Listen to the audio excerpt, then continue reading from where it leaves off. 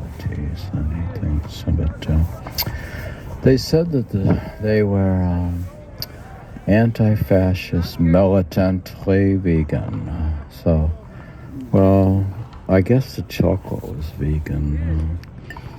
Well, aren't you like a vegan? Well, I'm not strictly a vegan, so I wouldn't say that I'm militantly vegan.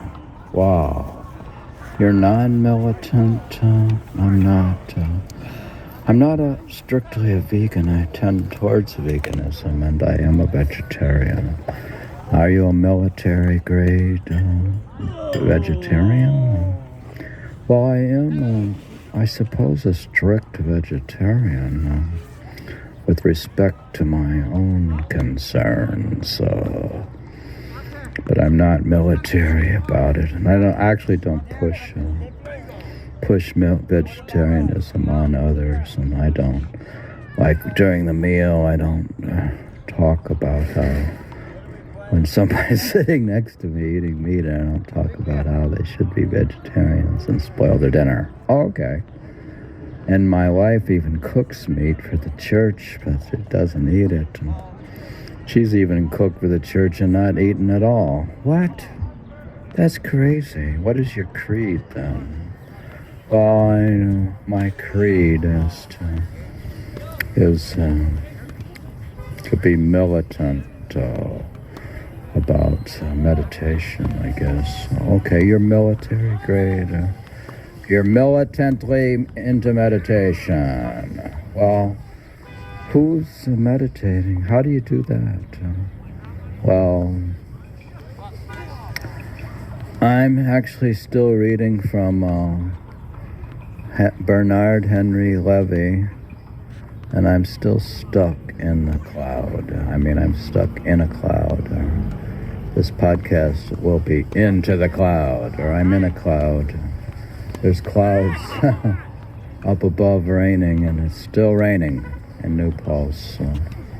Are you still there? Is this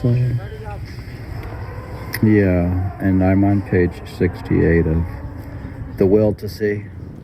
Dispatches from a world of misery and hope. So there is hope. Then there was Aristotle, who made Plato's dream come true when he became Alexander's tutor and gave him an annotated copy of the Iliad, which the young conqueror kept for the rest of his life at his bedside next to his sword. Oh, so that's what you mean by keeping this podcast next to you in your bedside and next to your sword or next to your... So you keep a book with your tennis racket next to your bedside and you do a podcast. Yeah. I'm going to read the Iliad and... you ever read the Iliad? Well, in a way, I need to make it my creed to read the classics in this podcast. Then do it, okay. And Leibniz,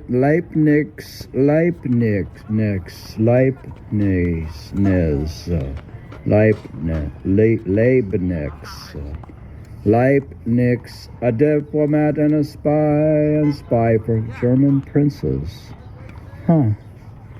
And Descartes, whom we wrongly reduced to a dry mind busy with rationations on cognition. Yeah, and a lot of people wrongly reduce me to just being half crazy mystic who's like podcasting just stuff on meditation and maybe poetry. And I'm wrongly reduced to a dry mind busy with rationations on cognition method. Diopeptrics are the passions of the soul. Yeah, I think I'd cover a little more than just the passions of the soul, but I am a passionate soul, and I'm concerned with the passions of the soul. There is another Descartes. Professor Chartelet explained to us in a tone so reverent it suggested longing. One who fights duels, who enlists as a young man in several European armies at the start of the 30-year war, who admires the military prowess of the Prince of Nassau and hones a scientific knowledge. In the military academy that Nassau founded, one who travels in Bavaria. Yeah, and I've traveled to Bavaria quite a few times. So you have a creed of, what happened to your creed of traveling to Bavaria? Yeah, I'm gonna go to Bavaria again, to Munich.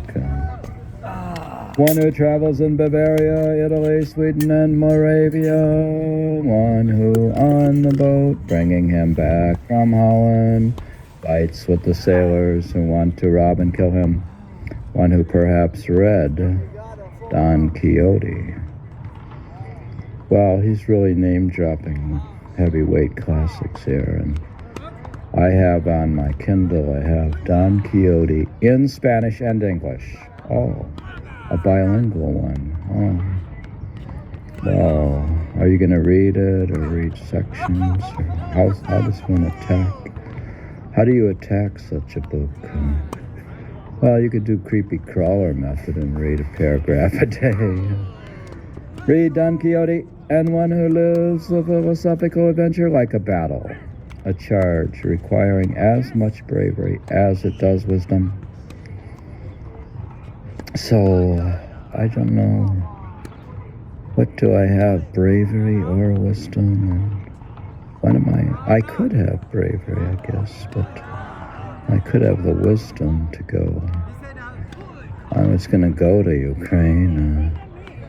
You told your friend who's Ukrainian that if he goes, that I'll go with him. Oh, you promised him that you would go. You said he said he donates money to Ukrainians. He is Ukrainian, living in the U.S. and he follows the war and he sends them some donations. And he said that you can get your name put on a drone if you donate a certain amount of money and all this stuff. On that score, his motto is the audacity of Publius Decius, hero of ancient Rome, celebrated by Levy, who threw himself through battle enemy lines in the hope of either achieving victory or dying glove-covered in glory. Well, I don't see the point in throwing myself into the front line exactly. Oh, so you aren't brave. Well, I don't think it's useful for me to throw myself in front of the front lines, sort of the way the Russians are throwing their convicts into the front lines. Whether philosophers or writers, many men of letters have been tempted to take up arms, or even if they were not tempted, have been forced to do so by their times. Well, yeah, they talk about how it's bad for good men not to do anything, and he's trying to do something. He's like a philosopher who is doing something. Oh, well, he did make a movie about, I think he's a filmmaker. This is Bernard Henry Levy.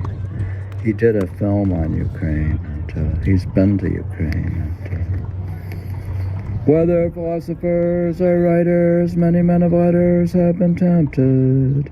But what distinguishes the writers in portrait of the adventure is not that they did this or that, not that they were writers or by choice or by force of circumstance, also adventurers, and not that they accorded an equal dignity to writing and action as did Thucydides or Polybius. No, what sets them apart is that they were drawn to reverse the equation. to reevaluate everything, and for the first time, to give primacy to what they did over what they wrote. Huh. Well, I do give primacy over to what I do in terms of like meditation and exercise, and I really don't put what I write or podcast above. I don't put it above meditation or even my life or tennis even. Oh my, so why should we listen to your low-level podcast? Okay. Well, I think a podcast where they don't put a primary thing to primacy to meditation and abstract contemplation and exercise and action. Action like in who? Like in... Well, you said this was covered in the Bhagavad Gita. Into yoga? Or... Yeah, he even suggests yoga, doesn't he? No yoga? What's wrong with yoga? How could you not like yoga? Huh. Yeah, people don't know what yoga is. They think yoga is like going to exercise class. Malraux in Spain really believed, according to the account of his companion in arms, Paul Nothab, which I gathered for adventures on the Freedom Road, that organizing and commanding an air squadron was more importante than writing man's hope. So what I'm doing here is more important. So this is what's important. The adventurer. My creed. It's my creed. So you're covering your creed and reading from his creed. Do I have to work out my creed? Why? You guess you do. So let's see what his creed is.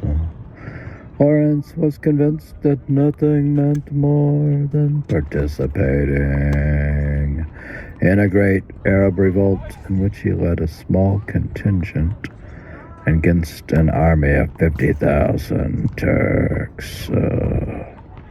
Well, this is Lawrence of Arabia, so I could feel that sense of, when I was in Turkey, I could feel the sense of what it's like to be with 50,000 Turks.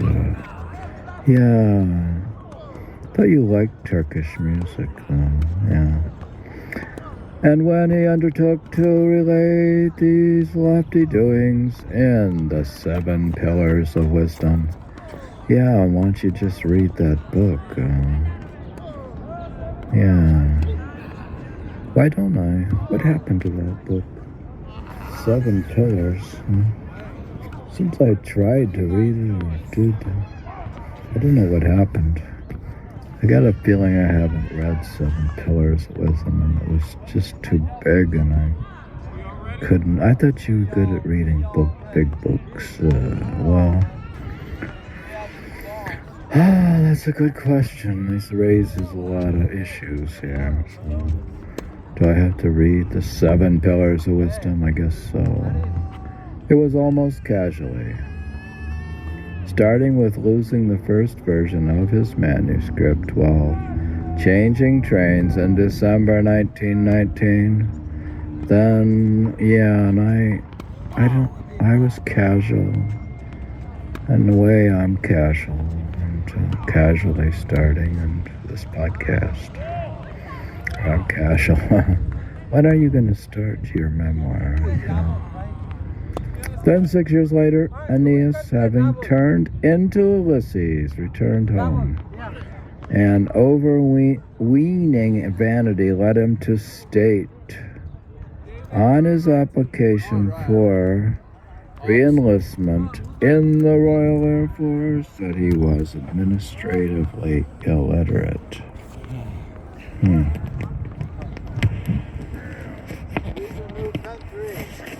Until the appearance of a questionnaire after the Second World War, Ernst von Solomon seemed to attach more importance to his work as an insurance agent, a money changer, or a banker than to his own destiny as a man of letters. Yeah, I sort of lost my way when I worked as a glorified bank teller, working in Munich gigs and as a banker.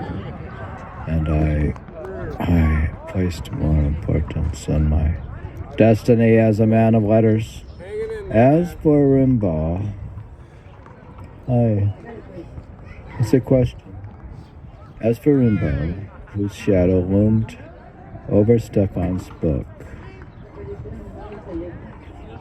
his farewell to words, his renunciation of poetry, his decision to hide from his youthful renown, using the disguise that was most likely to erase it altogether, or else, as Caudel believed, to enhance it. By means of a contrary legend, he went so far as to become a slave merchant, arms dealer with a furious look, dark skin, and iron body. Yeah, what happened is I focused on getting an iron body, and that's when I started focusing on being a iron-fisted, hard, high impact tennis player. And is that when you got distracted? And finally, one last name that I was surprised, Stefan. Yeah, he's talking about all his friends from the French. He's thinking like a Frenchman. Oh, I see. And finally, one last name that I was surprised Stefan hadn't mentioned. In our first encounter on the Rue, Ernest Bishari, through it seemed obvious to me that not only Lawrence, but also Marot and even Rimbaud must certainly have remembered Byron. Oh, Byron. I don't know Byron that well. What do I have to do? Read him? Maybe they have the best selections or something. Yes, Byron leaving Venice and its delights in February 1823 to go fight in Greece. Well, okay, so he's talking about a poet that goes and fights. And what's this leading up to? I doubt that I don't know if I'll really go to Ukraine, so. Byron breaking the Turkish blockade and arriving in Missolonghi Harbor several weeks later in the full uniform of a British Army colonel, his helmet engraved with his coat of arms. Byron repairing the city's fortifications, raising a private army, buying arms and bringing in cannons and training artillerymen. Yeah, I just don't know if I can do all this stuff. Byron, a sort of generalissimo of the armies of free Greece, spending most of his time from a mud house that stank of dead rats and fever. Yeah, it doesn't really stink that much here. I mean, it has stunk before, like the garbage, but it's not that bad. Sending his battalions to the fronts at Volnyssha, Arta, and Agratpa. Byron plotting between engagements. New battle of Lepanto. Yes, Lepanto.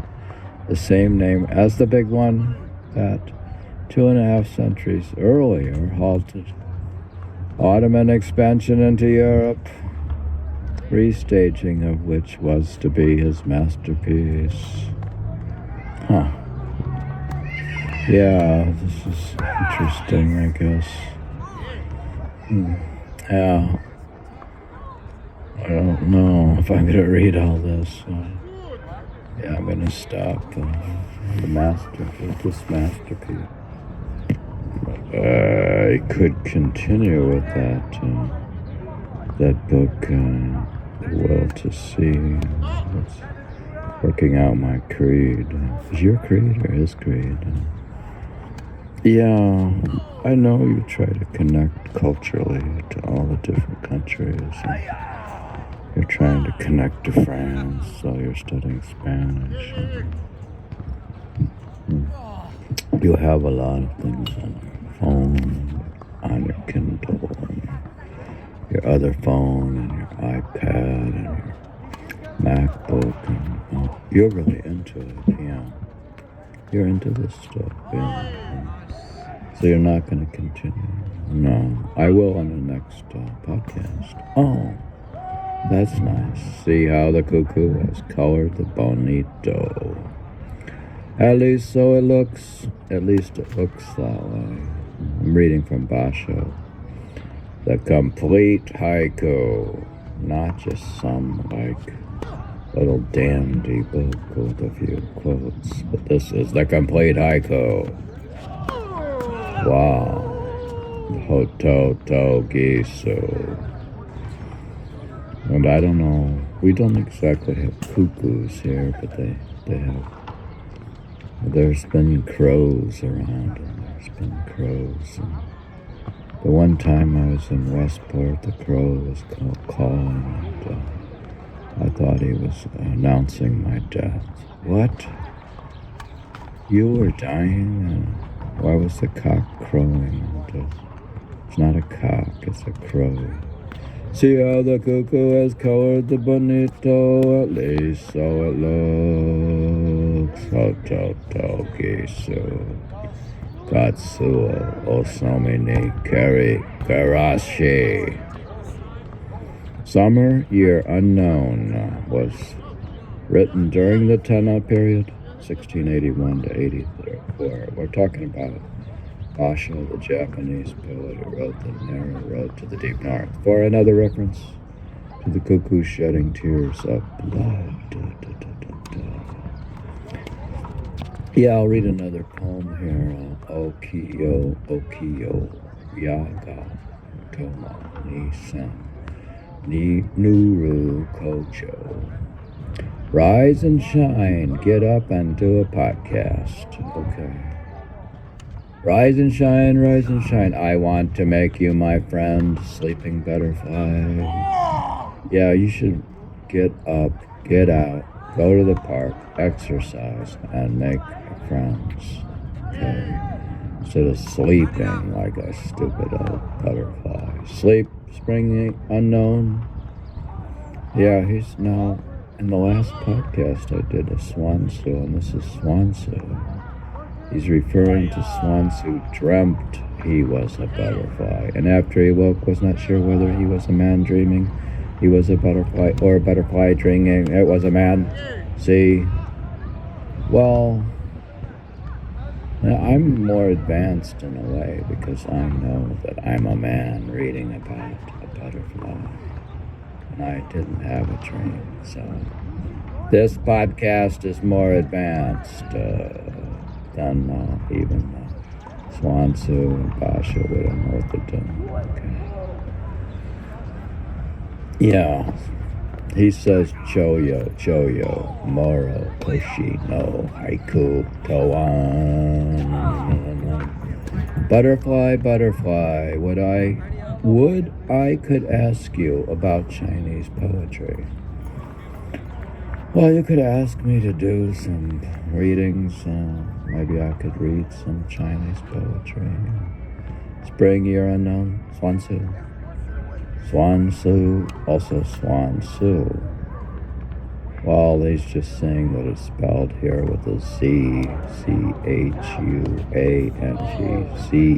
C-H-O-U, also C-H-U-A-N-G, T-Z-U, a 4th century BC Taoist. Another version of the poem reads, China, I'd like to ask flying butterfly. Morokoshi is an old word for China. Morokoshi. That's an old word for China. Huh. I didn't know that stuff. Well, that's why I have this book which has at least notes and commentary. It has the translation. It doesn't have the Chinese. Or the Japanese has a transliterated Japanese. And I'm still behind schedule going to the narrow road to the deep north in Japan. I haven't been on it. They've commercialized it a bit, and they have these hot spring inns and things. I have a book on the Kindle, which is about the hot spring inns. It's about the bed and breakfasts. It's about the inns of hot spring inns in Japan. And I'm going to go to every single one of them as soon as I get enough money. Why are you going to get the money? Why don't you go work then? Well, I'm working in this podcast to make money, so. Oh, all right. Well, I don't know if you'll make money, but what's it about? Yeah. That was basho, which popped up on my Kindle. Yeah, before I've been reading a book, which is also on my Kindle. Now I'm reading The Sayings of Layman Peng, which is now Chinese. Oh, nice. He says, eventually, this is not the page, it's the percentage, 23%. Oh yeah, that's the new page number, or the percentage numbers, yeah. Eventually, an elaborate body of prose and poetic commentary on koans developed, of which the Blue Cliff Record is an outstanding example. What's the funny thing is, I think, the Blue Cliff Record, and I think it's in storage, actually. I doubt that it's here, but are you going to read the Blue Cliff Record? Religious verse goes back well before the Buddhist tradition. The earliest Buddhist accounts contain much poetry. The Gathas and the Charagathas, verses of the elder monks and nuns, are fine examples of this genre in early Buddhism. Yeah, these are fine. This is a fine example of a Buddhist podcast. So, The Sayings of Layman Peng, P-A-N-G. This is a laymanic podcast where I'm saying things as a layman in this podcast. The Sayings of Layman Peng represents several of his poems, some of which seem to have been composed on the spot at decisive points in his life. Yeah, well, I've composed poems at decisive points in my life, which is every single day. What? Every day is a decisive point. Every single morning, you get up for meditation, and it is a decisive point in your life. Yeah. Also, you have made it decisive. Poetry is a natural form of religious expression, particularly suited to the subject, and it became particularly prominent in Chinese Buddhism with its rich literary tradition. Yeah, it's got a rich literary tradition. That's why I'm reading it. The statement attributed to Bodhidharma, not relying on words and letters, comes from a 4-line poem in classical Chinese. So, like I've said, I've read from the French guy, then I read some basho is Japanese, and this is Chinese. The use of koan cases developed over the centuries, culminating in the curricula used today in Rinzai monasteries in Japan. The present systems go back around 200 years. Layman Pang well reminds us, however, that what we need most is to rouse our own living koan and see it through to the end, whether you're in a monastery or not. Yeah, like they say that like sex is the ultimate koan, like whether you're having or not having sex. Whether you're having sex with your wife or not having sex, or when you're having it, you're having a wife or not having a wife, or having sex, not, or you don't have sex, or you're a celibate, or you're a monk, or you're a santo. All this stuff is a living koan. The essential point is not lay or monastic. Layman Pang was no more attached to lay life than he was to a monastic or priestly life. Yeah, I'm trying to just not be attached to anything, basically, except meditation. I have some attachment to a wife, and we just celebrated our anniversary, and that's acceptable. Oh, is that acceptable in your viewpoint? Yeah. So I'm not attached to the monastic lifestyle. I'm attached to the layman lifestyle. I switch back and forth. His life is a revelation of the basic Buddhist truth that whoever you are and whatever our station, there is finally only one thing to renounce, and that is the self. So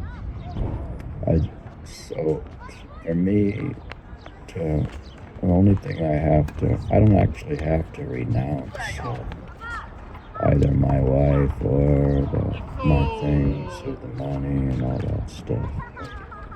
I have to renounce myself just before meditation. This is no more accomplished through shaving one's head, changing clothes, and taking vows than it is lost in living a family life, making bamboo utensils, and visiting friends. I don't think having friends and playing volleyball or tennis is really, you don't have to renounce it to be an enlightened santo. You can be a layman who practices a variety of things. He does meditation. He goes on vacation. He goes to the hot spring, or he may go take a bath, or he can play tennis and all this stuff. Oh, so in your lifestyle, with giving your living koan, yeah, this is the living koan of a podcast. Yeah. Oh, okay. That's cool, I guess. Oh, yeah, it is cool. Layman Pang is cool. Okay. Then read it, more of it. I will next time. Okay. Yogi Kundalini Upanishad, which is also cool. So I'm jumping over to Kundalini yoga stuff in India. Go on exhaling and inhaling forcefully in the same way again and again. Yes, sometimes you have to breathe and move the air through your own body, just as the blacksmith fans the fire forcefully with his bellows. So he's saying, be like a smith or a blacksmith or a tradesmith or a goldsmith or an ironsmith. If the body becomes tired, close the left nostril, pressing it with the middle finger, and inhale forcefully through the right nostril. If the abdomen fills with air, press the center of both nostrils firmly with the middle finger and the thumb at the end of inhalation. Retain the breath as before and then exhale through the left nostril. So, Bhastrika Kumbhaka has many benefits. It increases the digestive fire and improves the entire digestive process, preventing regurgitation of bile and acid in the throat. It arouses the Kundalini Shakti and moves the bolt of phlegm at the mouth of Brahmananda Nadi, the innermost channel of Sushumna. Interesting. Now let's say the mouth of, so within the Sushumna, which is the innermost channel, there's the mouth of the innermost channel of Sushumna, allowing the Kundalini force to arise unimpeded.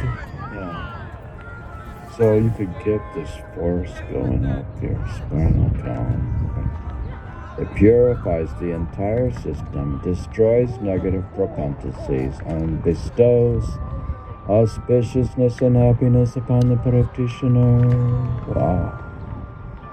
So if I just plug breathe in and out of my nostrils, breathe right to left, and do pranayama, I can bestow auspiciousness and happiness upon the practitioner, being myself.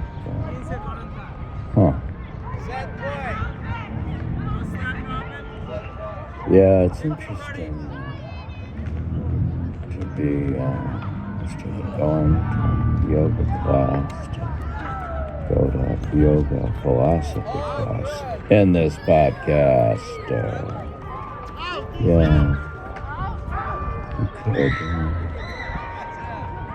The next is also 3 classical yogic texts.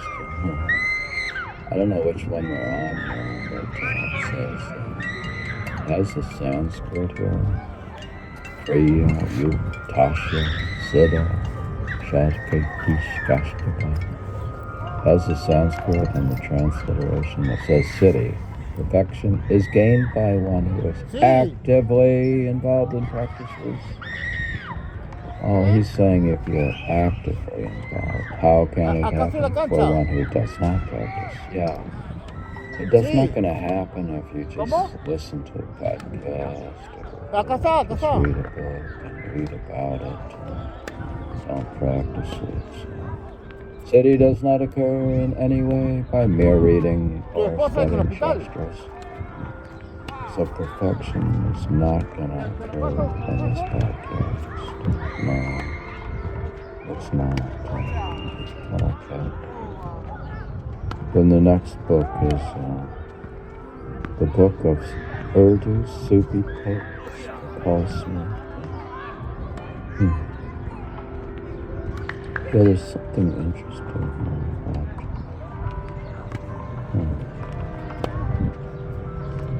what's it say here? Yeah, I'm just picking up with Masnavi.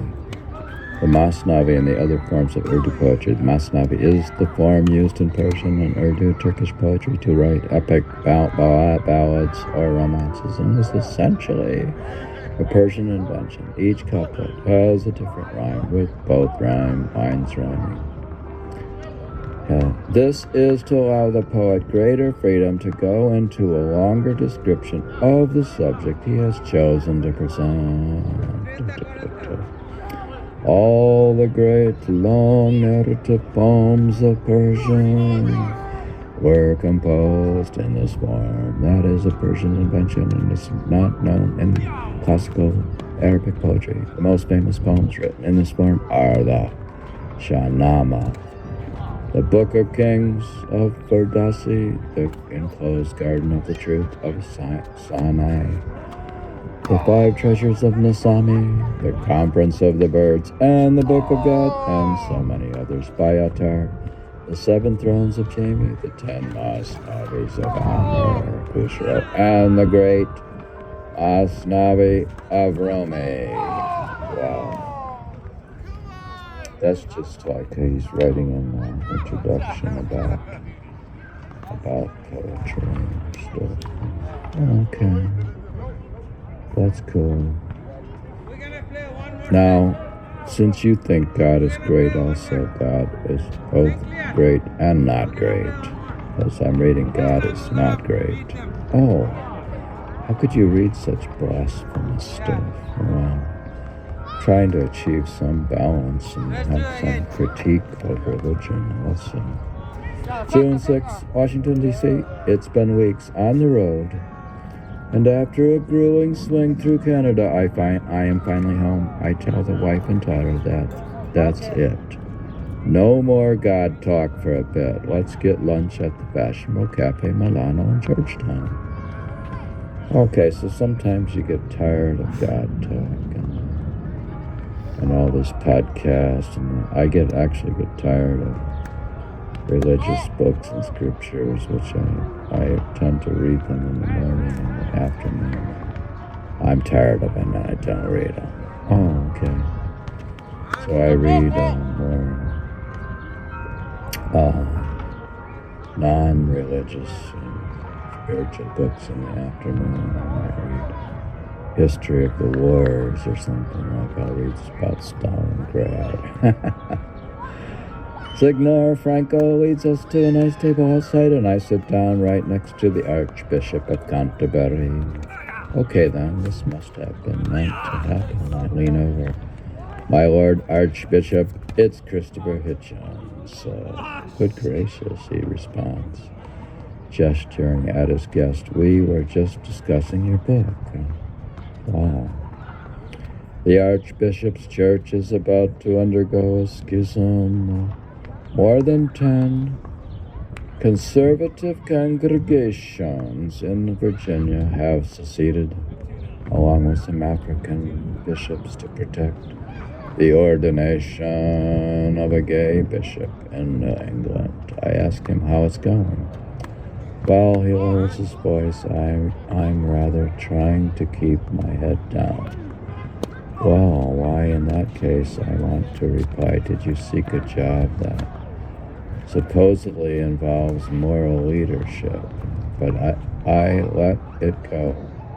What do I care what some Bronze Age text says about homosexuality? And there's something hopelessly innocent about the Archbishop. He looks much more like a sheep than a shepherd. Yeah.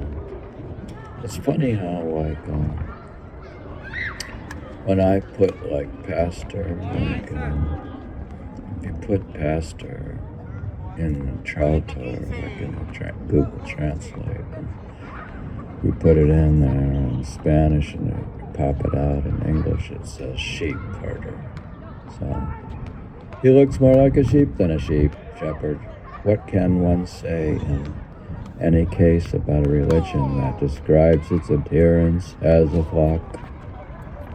According to a report in the Wall Street Journal, my book is selling particularly well in the Bible Belt. Yeah, I guess I could write a book like he did to make money, which is saying that God is no good.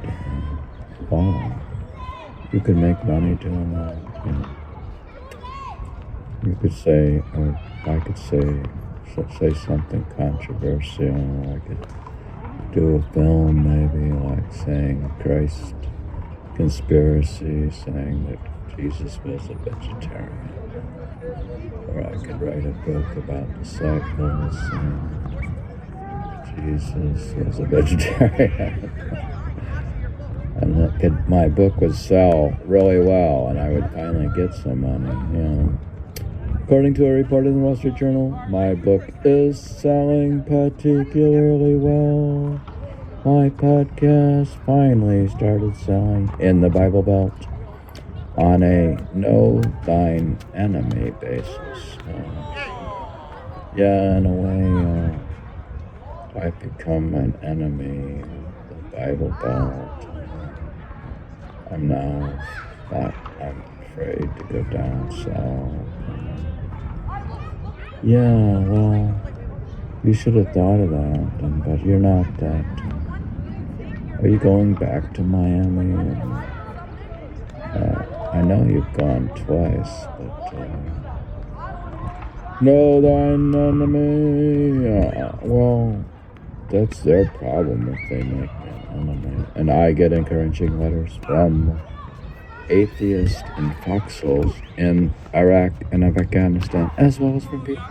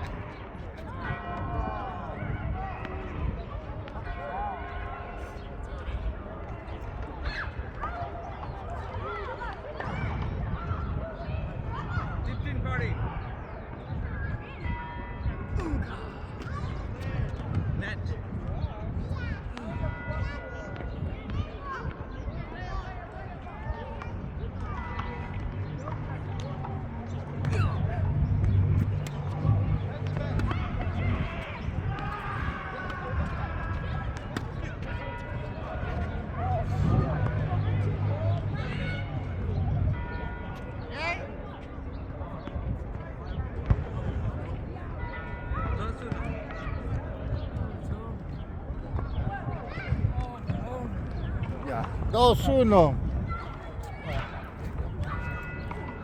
What's going on? Oy.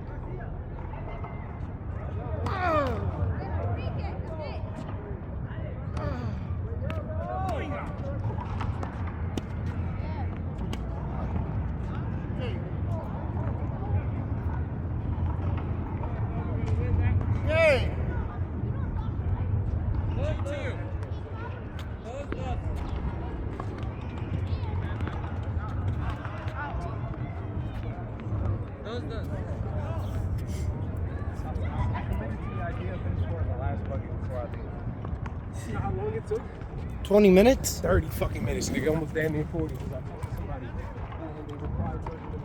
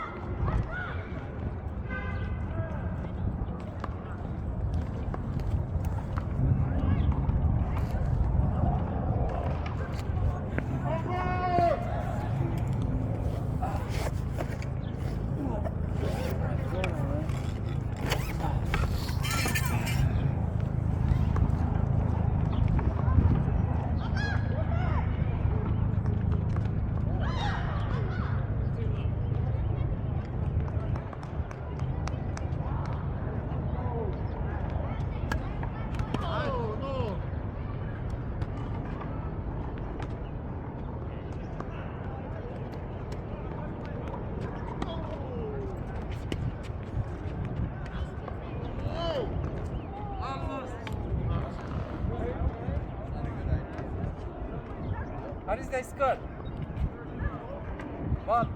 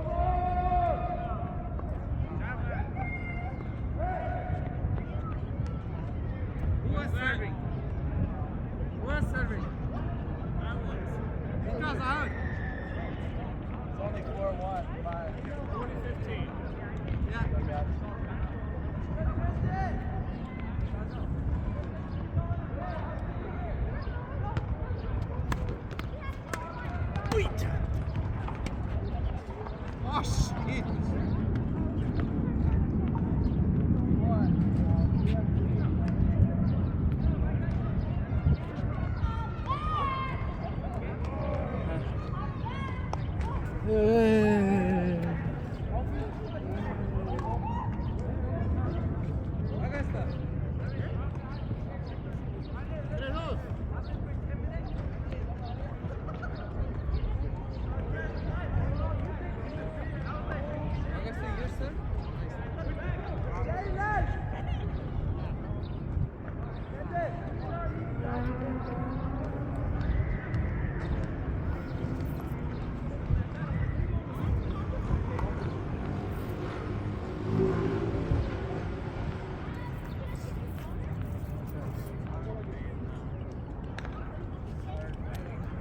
Indoors for 3 days, sitting on your butt. I know.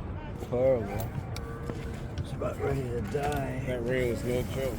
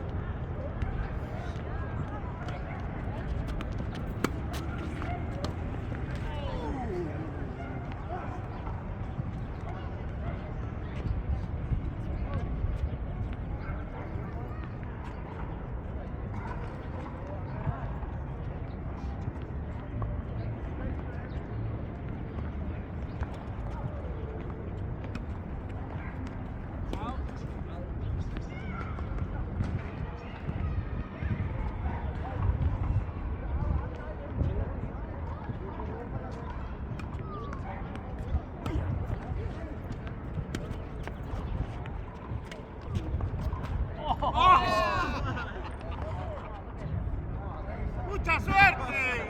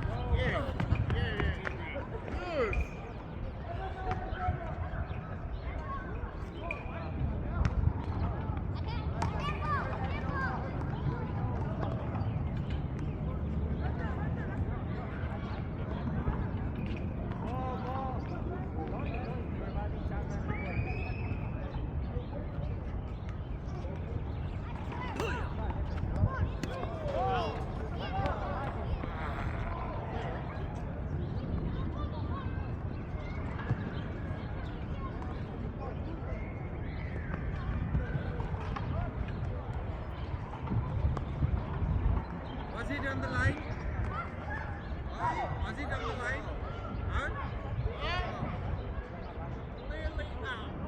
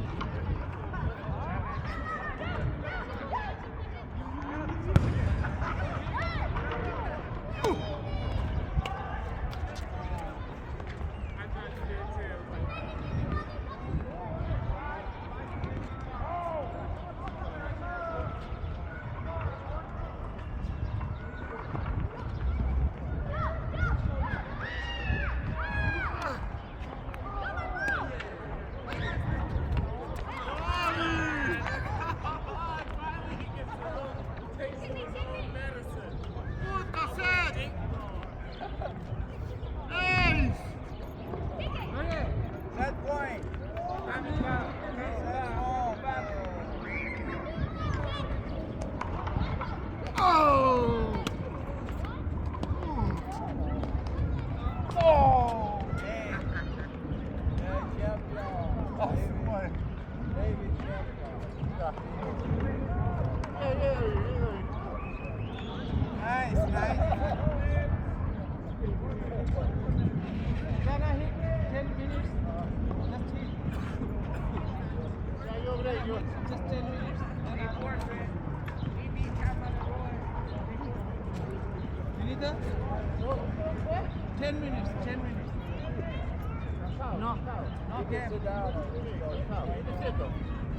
it, Henry.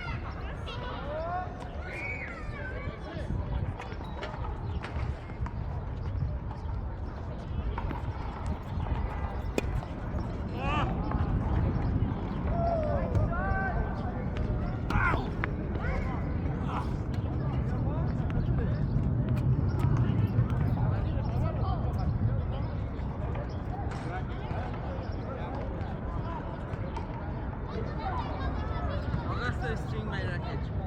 Augusto. Fine. Excellent.